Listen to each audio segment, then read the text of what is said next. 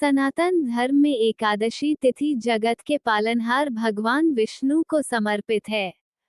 इस दिन व्रत भगवान विष्णु और माता लक्ष्मी की पूजा करने का विधान है। माना जाता है कि इंदिरा एकादशी का व्रत करने से व्यक्ति के सभी पाप नष्ट हो जाते हैं।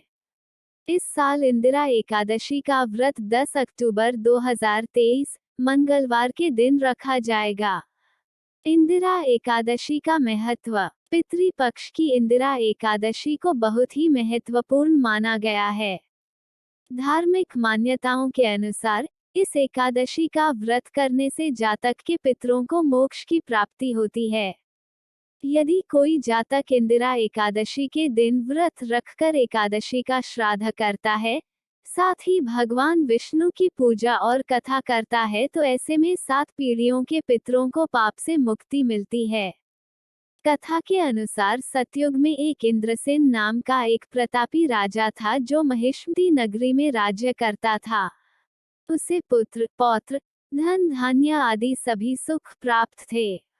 एक दिन नारद मुनि राजा इंद्रसेन की सभा में उनके मृत पिता का संदेश लेकर पहुंचे।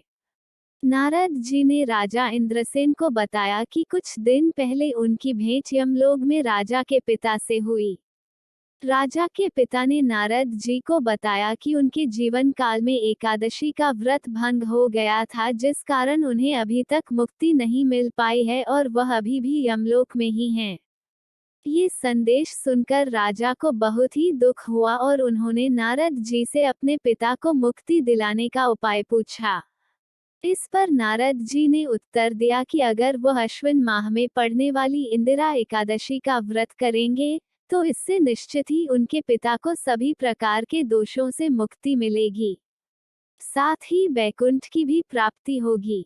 राजा ने ऐसा ही किया और नारद जी से इस व्रत की विधि पूछी। इसके बाद इंदिरा एकादशी के दिन राजा इंद्रसेन ने व्रत का संकल्प लेकर भगवान विष्णु की पूजा की।